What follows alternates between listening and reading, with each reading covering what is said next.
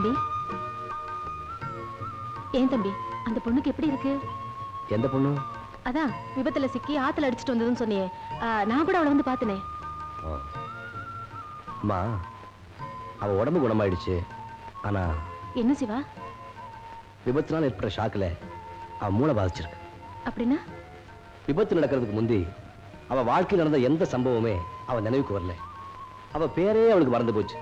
எங்க பிறந்தா, எப்படி வாழ்ந்தா, ஊரு உறவு எதுவுமே ஞாபகத்துக்கு வரல. இது ஒரு ரகமான வியாதிமா. இத அம்னீஷியான்னு சொல்லுவாங்க. இத குணப்படுத்தவே முடியாதப்பா.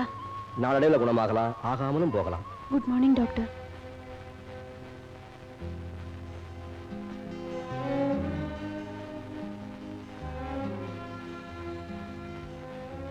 நீ எப்படிங்க? உங்க நர்சிங் ஹோம்ல இருந்து உங்க பெர்மிஷன் இல்லாம நானே டிஸ்சார்ஜ் ஆயிட்டேன். என்னை மன்னிச்சிடுங்க டாக்டர். அவங்க தான் எங்க அம்மா. வணக்கம்மா. வணக்கம். இது பாருமா, அவசரப்பட்டு இப்படி ஆஸ்பத்திரி விட்டு வரக்கூடாது. இன்னும் கொஞ்ச நாள்ல என் மகன் உன்னை பூர்ணமா குணமாக்கிடுவான். நான் இப்போ உயிர் பொழைச்சிருக்கிறதே அவரால் தான். அந்த அளவுக்கு அவர் ஒரு கைராசிக்காரரான டாக்டர்னு எனக்கு தெரியும். ஆனா டாக்டர், இனிமே உங்களுக்கு பாரமாவோ மற்றவங்களுக்கு தொந்தரவு கொடுக்கவோ நான் விரும்பல. நீ எப்படி நினைக்க கூடாது டாக்டர். என்னோட பழைய வாழ்க்கை எனக்கு அடியோட மறந்து போச்சு. எவ்வளவோ முயற்சி பண்ணியும் என் கடந்த கால சம்பவங்கள் எதுவுமே என் ஞாபகத்துக்கு வரல. நான் யாருன்னு எனக்கே புரியல டாக்டர். எனக்கு ஒரே குழப்பமா இருக்கு. அனாதை ஆயிட்டேன் டாக்டர். நான் அனாதை ஆயிட்டேன். இத பாருமா டாக்டர், எனக்குன்னு ஒரு ஊரோ உறவோ இல்லாம போயிடுச்சு.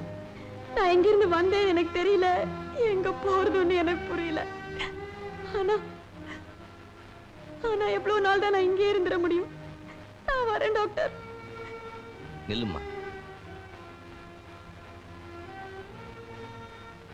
எங்க போறேன் புரியல. போயிட்டே இருப்பேன், எனக்கு ஒரு முடிவு ஏற்படுற வரைக்கும். இந்த நிலைமையில நீ எங்கேயும் வெளியே போக கூடாது. ஆமாம்மா, நீ எங்க கூட இருக்கிறதா உனக்கு பாதுகாப்பு. தேவையில்லாம ஒரு பாரத்தை நீங்க சுமக்க நினைக்கிறீங்க. உன்னை பாரமா நாங்க எப்பவும் நினைக்க மாட்டோம். சொல்றத கேளு. இத பாருமா, நீ தனியா இருந்தா உன் அழகு உன் வயசு உன்னையே பாழாக்கிடும். நீ எங்க கூட இருக்கிறது தான் உனக்கு நல்லது. என்ன யோசிக்கிற? சரின்னு சொல்லுமா.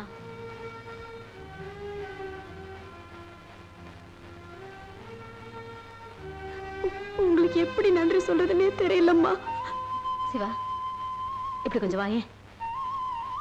தம்பி, நம்ம சின்ன பங்களாவிலேயே இந்த பொண்ணு இருக்கட்டும். அவளுக்கு துணையா நம்ம ரங்கனும் அவன் பொண்டாட்டியும் கூடவே இருக்கட்டும். ஏம்மா, நம்ம வீட்லயே தங்கிக்கிட்டுமே. வேண்டாம்ப்பா, ஊர்ல 4 பேர் 4 விதமா பேசுவாங்க. அதுக்கு நம்ம இடம் கொடுக்கலாமா?